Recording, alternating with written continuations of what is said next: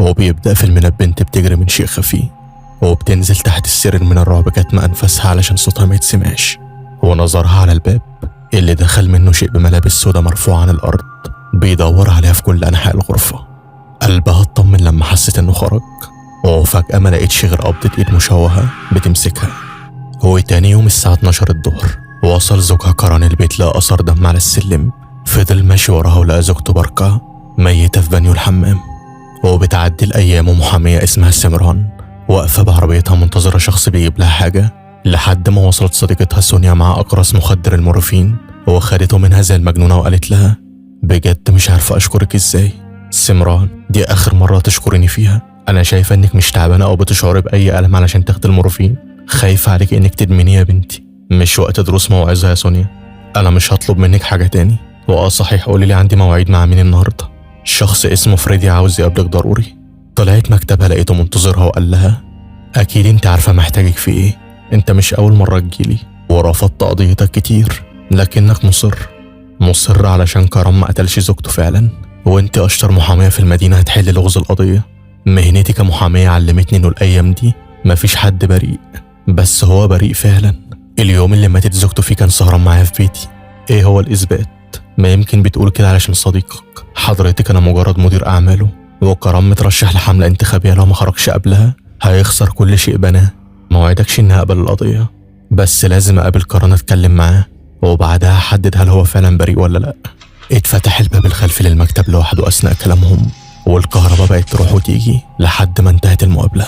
وتاني يوم راحت السجن قابلت كرم، قالت له أنا عاوزك ما تخبيش عنا أي حاجة، لأن أي كلمة هتنقص من قصتك ممكن توديك ورا الشمس. الحقيقة إني بريء وما قتلتش زوجتي، بس الشرطة بعد ما سحبت تسجيلات كاميرات المراقبة شافوا تسجيل انت واصل في البيت يوم قتل زوجتك الساعة 2، وخرجت من البيت تاني الساعة 4 وده ميعاد قتلها، ورجعت تاني الساعة 12 الظهر بملابس غير اللي خرجت بيها. الأمر غريب بعض الشيء، ممكن تفسره لي؟ اللي في الصور الأولى ده مش أنا، بيتنا مسكون بالأرواح، أنا وزوجتي كنا دايما بنشعر بوجودهم، وأكيد زوجتي ماتت بسببهم.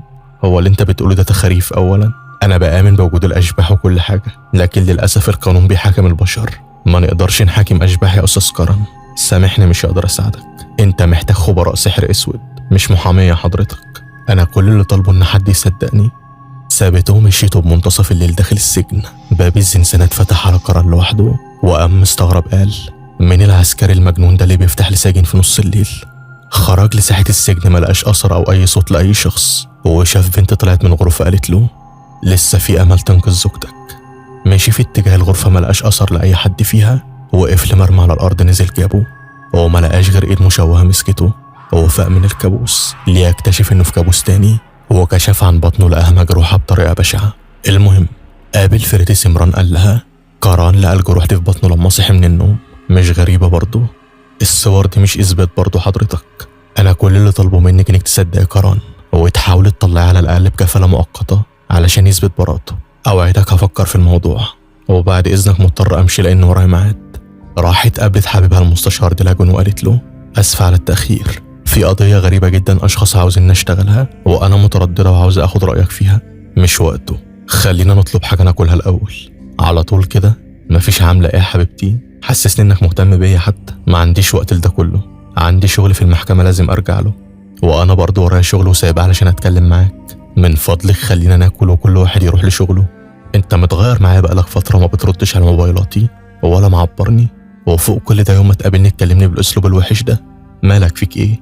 جه الويتر يشوف طلباتهم، وقامت مفزوعة من اللي شافته ودلاجون اتعصب وقال لها كفاية لحد كده، من ساعة وفاة أبوكي وإنتي بتستخدمي المرض كمبرر لإدمانك للمورفين لحد ما بقيتي مجنونة وبتتخيلي حاجات مش موجودة. أنا تعبت ومش هضيع وقتي مع واحدة مدمنة، اعتبر علاقتنا انتهت. تعرف أنت ما تستاهلش حبي والاهتمام الزيادة اللي أنا اديتهولك. ما بالراحة يا أولاد، النهايات أخلاق مش كده. سابها ومشي وقضت يومها بالمكتب، وكل تفكيرها ازاي بعد ما حبت الحب ده كله يسيبها بكل سهولة. واللحظة فكرت بمستقبلها وشغلها، ورنت على فريدي قالت له خلينا نجهز لكفالة كرن. وبمجرد ما قفلت معاه حصل تذبذب في الأضواء، وسمعت أصوات ضحك خفيفة من بره، وقامت قالت مين موجود هنا؟ انت لسه موجودة يا سونيا؟ شافت بغرفة السكرتارية خيال بأضواء خفيفة اختفى أول ما قربت من الغرفة، وقالت نفسها أكيد أنا بتخيل من الزفت المورفين اللي باخده. ولما رجعت المكتب اتفاجئت بوجود طيف اسود ثابت على مكتبها. استخبت من الرعب وبصت تاني ما لقيتش حاجة. وتاني يوم في أول جلسة للمحاكمة وهي بتترافع، كاران شاف طيف شبح بيتنقل لجسم كل شخص. وسمران بعد ما خلصت ونجحت تخرجه بكفالة شافت نفس الأمر. بعدها راحت البيت اللي كانت عايشة فيه مع حبيبها تاخد هدومها، وشافته جايب واحدة بتحمرش بيها. قالت له أنا أقول متغير معايا ليه واطي، أتاريك مقضيها. خرجت منهارة، ولما لقيت المورفين خلص راحت للصيدلية فورا تطلبه، والدكتور قال لها أنا آسف، أنت محامية وعارفة إني ما أقدرش أطلعها من غير روشتة. ما قدرتش تروح البيت ورجعت مكتبها مش قادرة تتنفس. وكاران كان موجود هناك طلب لها الإسعاف. صحيت بعدها سألت هو أنا إيه اللي جابني هنا؟ الحمد لله على سلامتك، الدكتور قال حصل لك صدمة لأنك أدمنت المورفين. أنا محرجة جدا منك، بس عاوز أعرفك حاجة، أنا والدي ميت من وقت قريب وعملت عملية بعدها وباخد المورفين بسبب أثر ألم العملية. ما تحاوليش تبرري، انت بتتألمي بسبب فقدان أبوكي، هو مش لاقي حد قريب منك يفهم ألمك. عارفة أنا بشعر بنفس ألمك يا سمران، ولو حبيتي تشاركيني أي حاجة اعتبريني صديقك. سابها وخرجوا يوميا بقى يزورها يطمن عليها، وهو بيجيب لها كل طلباتها ويساعدها تشتري بيت جديد. وفي يوم قالت له شكرا جدا على وقفتك معايا، بجد فرحتني جدا. وبص يا سيدي أنا هعمل صفقة معاك، انت عليك تفرحني وتخليني مبسوطة، وأنا هساعدك في قضيتك، ايه رأيك؟ موافق طبعا، دي صفقة زي الفل. راحوا بعدها المكتب وقالت له عاوزك تحكي لي حياتك بالتفصيل مع بركة زوجتك كانت عاملة ازاي. أنا وبركة كنا متفاهمين جدا بالرغم إني كنت مقصر معاها بسبب شغلي السياسي. وفي يوم عيد ميلادها قمت على صوتها بتتكلم مع حد قدام باب البيت، وأول ما حست بوجودي مشيت ودخلت بهدية عبارة عن سلسلة. ولما سألتها مين اللي جاب لك الهدية القيمة دي قالت لي معرفش، عامل البريد سلمها لي ومشي.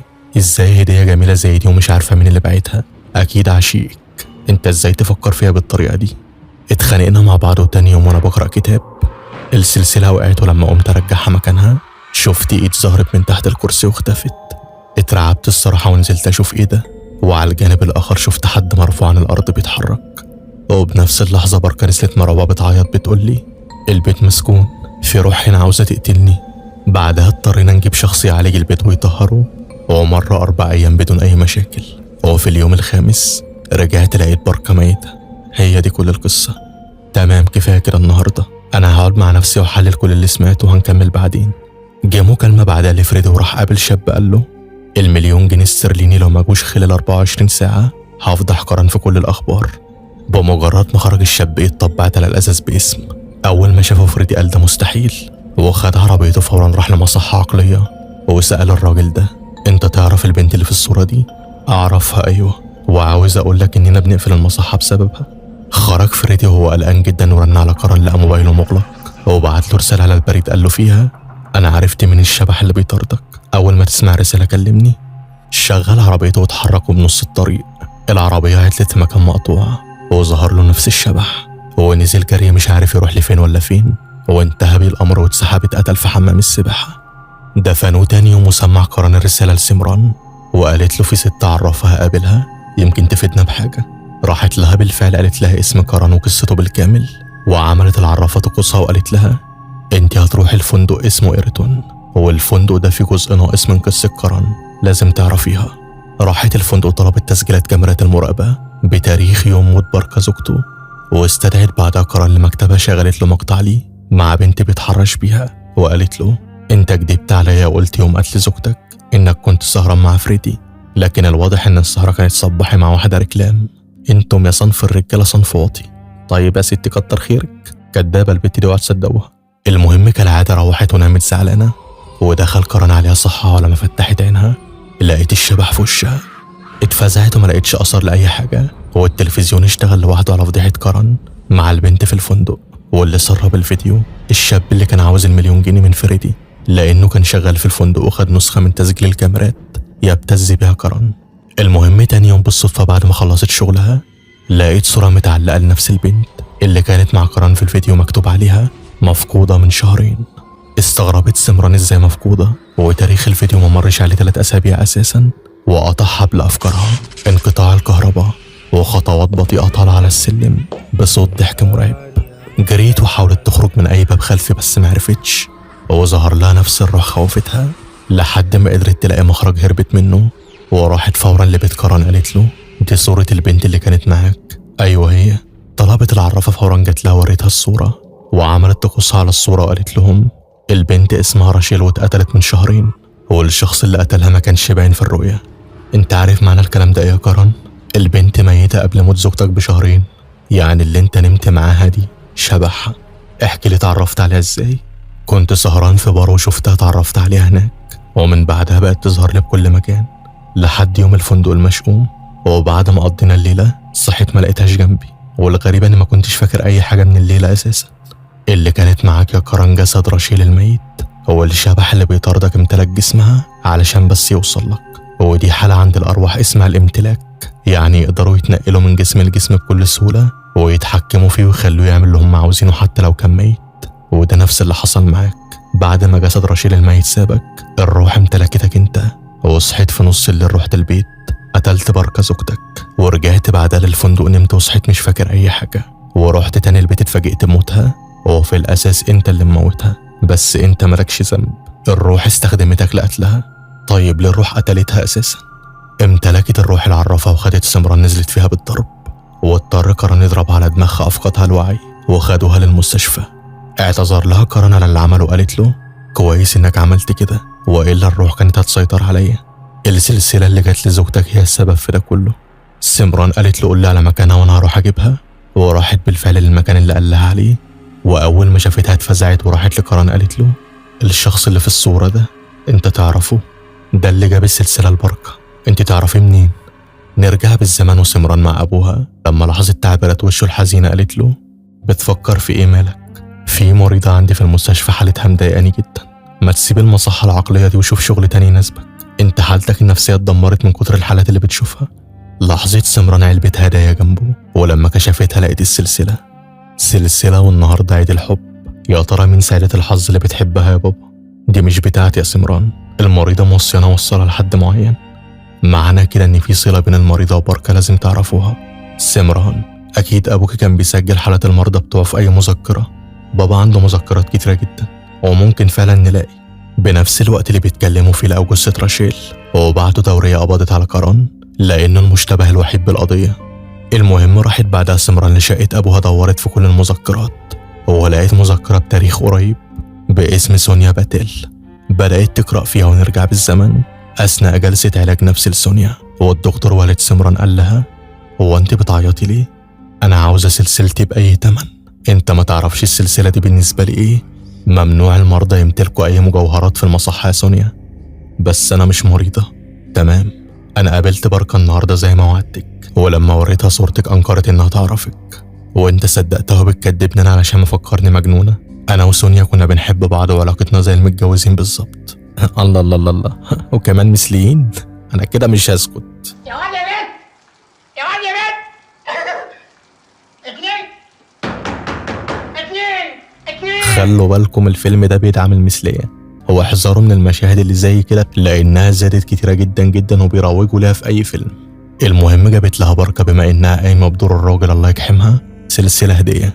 وفي يوم فريدي مدير أعمال كرن شافنا وصورنا وهدد بركة يفضحنا، ومن ساعتها وبركة بعدت عني وعشت وحيدة بدون ست البيت، قصدي راجل البيت بركة.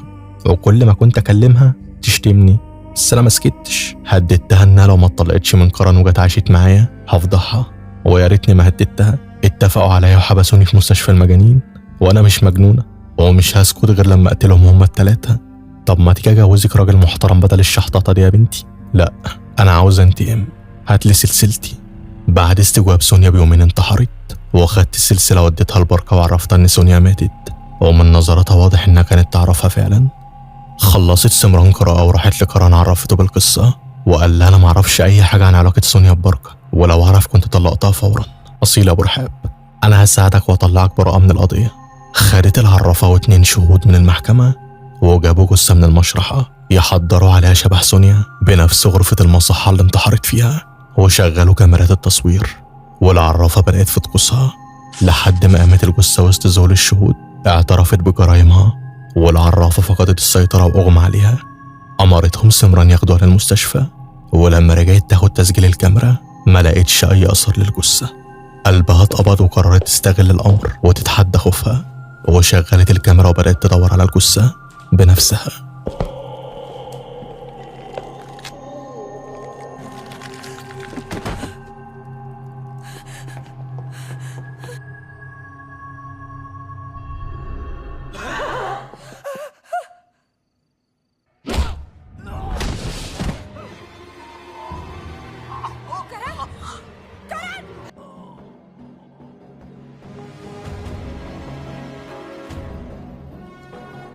اتأثرت السلسلة في الآخر وأنقذت كرام من الموت، وتعرضت كل الفيديوهات اللي صورتها على القضاء، واتسجلت القضية بأغرب قضية في التاريخ. وبينتهي الفيلم بامتلاك الروح لجسد بنت تانية وظهور السلسلة من جديد. الفيلم قصته مش قد كده، واللي بوظ الفيلم أكتر مشهد المثلية. هو أكيد يعني محور الفيلم كله كان على المشهد ده. نخلي بالنا بقى من أولادنا كويس، لأن المشاهد اللي زي كده بقت تتعرض في أفلام عربية وأجنبية وألخ، فلازم يكون في رقابة في أي بيت على الأولاد الصغيرين علشان ما يتأثروش بأي حاجة زي كده، وربنا يعافينا. وبس كده، السلام عليكم.